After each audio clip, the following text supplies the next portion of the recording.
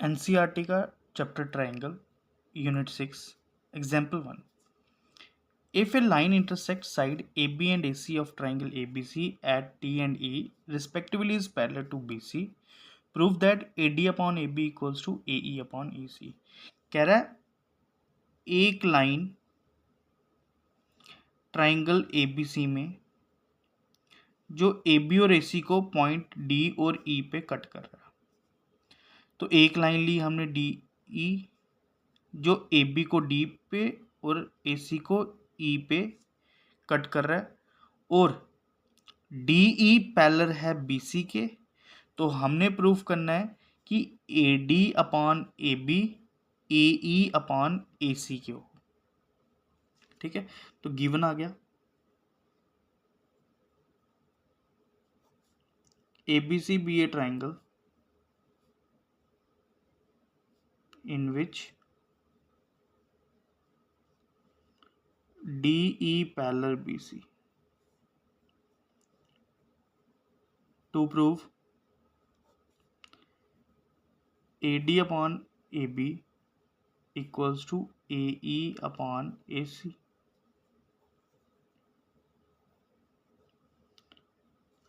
अब ABC triangle में एक लाइन ट्राइंगल की एक साइड के पैरेलल होगी तो बीपी थ्योरम से वो लाइन साइड को दो रेशो में डिवाइड करेगा, है ना. तो DE पैरेलल आ गया BC के, तो रेशो बनेगी AD upon BD AE upon EC. ये हमने बीपी थ्योरम में पढ़ा हुआ है, वो यहाँ पे अप्लाई कर देंगे. तो ये आ गया in triangle ABC DE parallel BC by BP theorem. BP theorem से हम AD अपॉन BD और AE अपॉन EC बना देंगे. लेकिन हमने प्रूफ में क्या करना है, AD अपॉन AB बनाना है. तो इसका मतलब अपॉन में BD नहीं चाहिए, BD की जगह क्या चाहिए, AB चाहिए. तो इसका मतलब इस BD को किस में कन्वर्ट करना है, होल में कन्वर्ट करना है.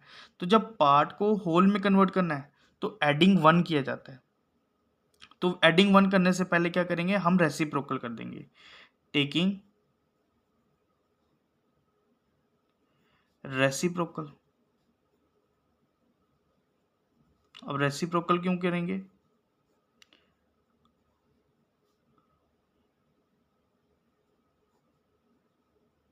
क्योंकि हमें AD चाहिए. जो चीज़ डिनोमिनेटर में होगी वो बचेगी और जो न्यूमरेटर में होगी वो कन्वर्ट हो जाती है होल में एडिंग 1 करने से. देखो अब क्या करेंगे, एडिंग बोथ साइड 1 कर दिया तो बना BD upon AD plus 1 EC upon AE plus 1. यहाँ पे एलसीएम क्या आ गया, AD, तो बन गया BD प्लस AD और यहाँ एलसीएम क्या ले लिया, AE, तो ये बन गया EC प्लस AE. अब डायग्राम में देखो BD प्लस AD दोनों को ऐड किया तो क्या बना, AB.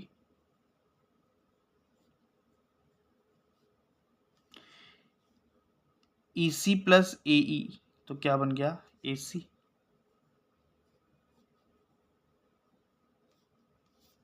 दोबारा क्या करेंगे, इसका रेसिप्रोकल करेंगे. टेकिंग रेसिप्रोकल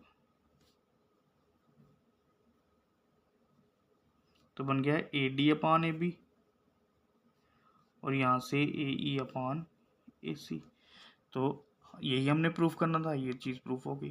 तो याद रखना जब भी हमें जो चीज़ बनानी है, जैसे हमने AB बनाना है, AD बनाना है ना, तो AD कहाँ पे करना है, हमने रेसिप्रोकल में लाना ही लाना है. क्योंकि जब जो चीज़ डिनोमिनेटर में होगी वो चीज़ रह जाएगी, बाकी जो न्यूमरेटर में होगी वो कन्वर्ट हो जाएगी. तो इसलिए हमने यहाँ पे रेसिप्रोकल करना पड़ा. ठीक है. ABCD is a trapezium with AB parallel CD. E and F point on non-parallel side AD and BC respectively such that EF parallel to AB. Show that AE upon ED equals to BF upon FC. कह रहा है trapezium है, तो trapezium है तो एक pair parallel होगा। तो कौन सा पेयर पैरेलल बोला हुआ है? A B parallel C D. तो ए बी सी और डी ये ले लिया। और 2 पॉइंट लेने हैं ई और एफ। कहाँ पर? ई लेना है ए डी पे, एफ लेना है बी सी पे। ई लेना है ए डी पे और एफ लेना है बी सी पे। E F parallel to A B. E F parallel लेनी है हमने ई बी के। और ए बी किसके पैरेलल है? सी डी के। तो ई एफ सी डी के भी क्या होगा? पैरेलल होगा। अब हमने प्रूफ करना है A E upon A D, A E upon E D और B F upon C B. तो देखो अब ये लाइन इस लाइन के पैरेलल है, तो क्या ये इनको सेम रेशियो में डिवाइड करेगा? ऐसा नहीं है, ये सेम रेशियो में डिवाइड नहीं करेगा, क्योंकि सेम रेशियो में तभी डिवाइड करेगा जब फिगर हमारी ट्राइंगल होगी। यहाँ पे फिगर हमारी ट्राइंगल नहीं है, इसलिए हम यहाँ पे डायरेक्ट प्रोपोर्शन नहीं बना सकते। तो इसके लिए हमें क्या करना पड़ेगा? ट्राइंगल लेनी पड़ेगी। अब ट्राइंगल इस तरीके से लेंगे कि ये पार्ट आपस में इक्वल हो जाए, ये रेशो और ये रेशो। तो हम क्या करेंगे? किसी एक डायगोनल को ज्वाइन कर लेंगे। अब आपकी मर्जी, आप इसको ज्वाइन करना चाहे इसको ज्वाइन करो, इसको ज्वाइन करना चाहो इसको ज्वाइन करो। तो एक डायगोनल तो ज्वाइन करना पड़ेगा क्योंकि हमें ट्राइंगल लेनी है। तो जब आपने बी डी को ज्वाइन किया तो उसने ई एफ को काटा। कहाँ काटा? जी पॉइंट ले लिया। तो गिवन आ गया A B C D is a trapezium in which AB parallel DC and EF parallel AB. To prove AE upon ED BF upon FC. Construction क्या किया था? ज्वाइन किया हमने BD को, जिसने EF को काटा कहाँ पे? Which intersect EF at G। अब देखो प्रूफ। अब ट्राइंगल बन गई ए बी सी डी।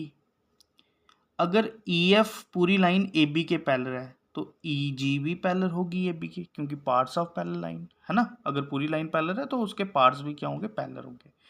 तो ई जी पैरेलल हो गया ए बी के। तो ट्राइंगल में जब एक लाइन किसी साइड के पैरेलल होती है तो वहां पे क्या अप्लाई करते हैं हम? Basic proportionality theorem. तो बेसिक प्रोपोर्शनलिटी थ्योरम क्या बनेगी? ए ई अपॉन ई डी कर लो या डी ई अपॉन ए ई कर लो। हम करेंगे ए ई अपॉन ई डी, क्योंकि क्वेश्चन में हमें ए ई अपॉन ई डी बनाया है। तो A E upon E D equals to B G upon D G. ठीक है, ये हमारी इक्वेशन फर्स्ट हो जाएगी। ऐसे ही ये, चलो इतना कर लेते हैं हम। पहले लिखेंगे A B parallel C D given E F parallel A B, ये भी गिवन। तो इन दोनों के रिजल्ट से ई एफ सी डी के भी पैरेलल होगा। Lines which are parallel to same line A B है, यानी ई एफ ए बी के भी पैरेलल है, ए बी सी डी के भी पैरेलल है। तो ये दो लाइंस हुई जो सेम लाइन के पैरेलल है, are parallel to each other. तो वो दोनों लाइंस आपस में भी क्या होंगी? पैरेलल होंगी। अब ले लेंगे triangle. In triangle A B D में ई जी पैरेलल है ए बी के। क्यों? बिकॉज ई एफ पैरेलल है ए बी के, इसलिए। अप्लाई कर दी बेसिक प्रोपोर्शनलिटी थ्योरम। जब बेसिक प्रोपोर्शनलिटी थ्योरम बनी, लगाई, तो क्या बन गया? ए ई अपॉन ई डी, और यहां से बी जी अपॉन डी जी। देखो जैसे हमने पहले के पार्ट बनाने हैं वैसे ही दूसरे के पार्ट बनाने हैं। ये नहीं है इसको इधर से सॉल्व किया तो उसको ऊपर से ऐसा नहीं होता। जब आपने इसको अपॉन में इसको नीचे से ट्राइंगल के पार्ट लिए बेस से, तो इधर भी बेस से लेने हैं आपने। ठीक है, ये क्वेश्चन नंबर क्या हो गई? फर्स्ट। अब दूसरी ट्राइंगल कौन सी बन रही है, BCD। इस ट्राइंगल में GF CD के पैरेलल है। क्यों? क्योंकि पूरी लाइन EF CD के पैरेलल है, तो ये भी इसके CD के क्या होगी, parallel, parts of parallel line. तो बन गया BCD, GF parallel CD, because EF parallel है CD के। दोबारा अप्लाई कर दिया बेसिक प्रोपोर्शनलिटी थ्योरम, क्या बनेगा, अब BG अपॉन DG तो लेना ही है क्योंकि ये बना हुआ है, क्योंकि दोनों में प्रोपोर्शन में ये चीज़ कॉमन होगी तभी तो ये चीज़ कटेगी। तो BG upon DG BF upon CF आ जाएगा। तो ये बन गया BG upon DG equals to BF अपॉन FC। अब ये थिंग्स हुई which are equal to same thing आ गया ये चीज़, are equal to one another. तो जब दो चीज़ें किसी सेम चीज़ के इक्वल हैं तो वो आपस में भी क्या होती हैं, इक्वल होती हैं। तो फ्रॉम फर्स्ट एंड सेकंड के रिजल्ट से क्या हुआ, AE अपॉन ED इक्वल हो गया BF अपॉन FC। तो यही चीज़ हमने प्रूफ करनी थी, ये चीज़ हो गई हमारी प्रूफ। ठीक है, नेक्स्ट एग्जाम्पल है PS अपॉन SQ इक्वल्स टू PT अपॉन TR and angle PST equals to PRQ। Proof करना है कि PQR आइसोसेलेस ट्राइंगल होनी चाहिए।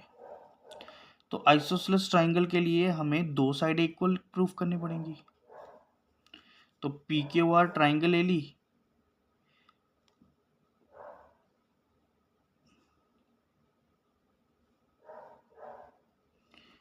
तो डिवाइड कौन कर रहा है, SOT। PS अपॉन SQ PT अपॉन TR, तो हमें प्रोपोर्शनल इक्वल मिले हुए हैं। तो अगर प्रोपोर्शनल इक्वल मिले हुए हैं तो कन्वर्स BP थ्योरम से ये लाइन QR के क्या हो जाएगी, पैरेलल हो जाएगी, है ना। और एंगल PST, ये एंगल PRQ के इक्वल है इस एंगल के। हमने प्रूफ करना है आइसोसेलेस ट्राइंगल के लिए ये दोनों साइड इक्वल प्रूफ करनी है। ठीक है, तो ये दोनों साइडें तभी इक्वल होंगी जब ये वाले बेस के एंगल इक्वल होंगे। तो यहाँ पे हम क्राइटेरिया लगा सकते हैं कि जब दो एंगल आपस में इक्वल हो तो उनके अपोजिट साइड्स भी क्या होती है, इक्वल होती है। अब देखो ये प्रोपोर्शनल से हम क्या करेंगे, कन्वर्स BP थ्योरम लगाएंगे जिससे ये लाइन और ये लाइन क्या होगी, पैरेलल होगी। जब ये लाइन पैरेलल होगी तो ये वाला एंगल इस वाले एंगल के साथ कॉरेस्पॉन्डिंग एंगल बनाएगा। जब ये एंगल आपस में इक्वल हो गए, ये तो ऑलरेडी गिवन में इक्वल है, तो ये सेम एंगल हुआ, तो ये आपस में भी क्या होंगे, इक्वल हो जाएंगे। जब ये आपस में इक्वल हो गए तो अपोजिट साइड्स भी क्या होगी, इक्वल होगी। ठीक है, तो देखो करना कैसे है, गिवन PS अपॉन SQ इक्वल्स टू PT अपॉन TR and angle PST equals to angle PRQ। To proof PQR is an isosceles triangle. Proof. In triangle PQR ये प्रोपोर्शनल इसी ट्राइंगल के हैं।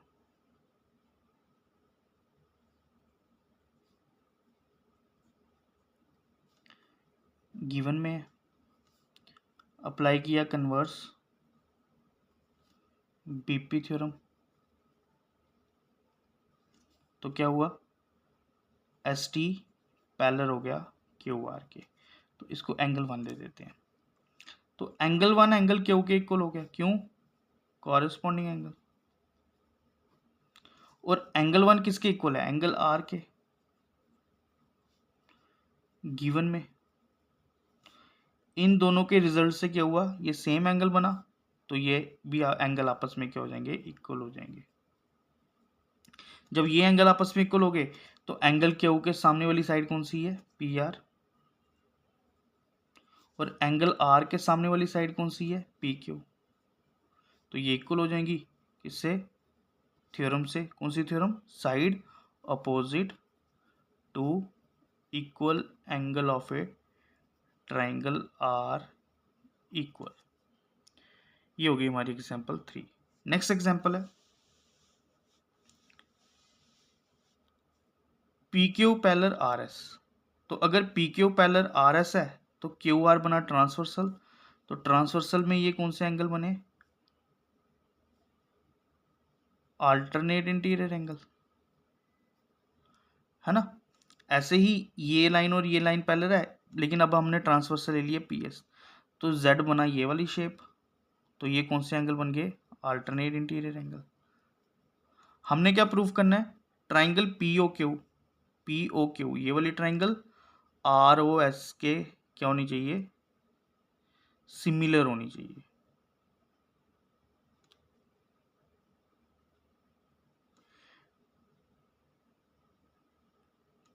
तो दो एंगल आपस में इक्वल हो गए। जब दो एंगल आपस में इक्वल हो गए तो एंगल एंगल के क्राइटेरिया से दोनों ट्राइंगल क्या हो जाएंगी? सिमिलर हो जाएंगी। तो गिवन आ गया P Q parallel R S to prove triangle P O Q similar करनी है ट्राइंगल आर ओ एस से।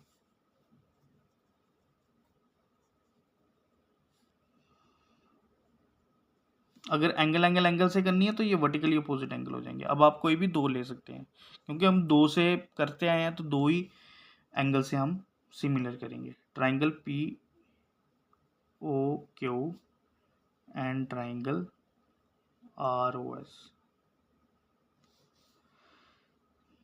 एंगल 1 एंगल 2 के इक्वल और एंगल 4 एंगल 3 के इक्वल लेंगे। 3 4 के नहीं लेंगे, क्योंकि ट्राइंगल 4 सॉरी इस ट्राइंगल में एंगल 4 आ रहा है, तो जो आएगा वही पार्ट लेना हमने। Alternate interior angles. तो बाय एंगल एंगल का क्राइटेरिया बना P O Q triangle similar होगी ट्राइंगल आर ओ एस से। तो ये होगी हमारी एग्जाम्पल नंबर 4।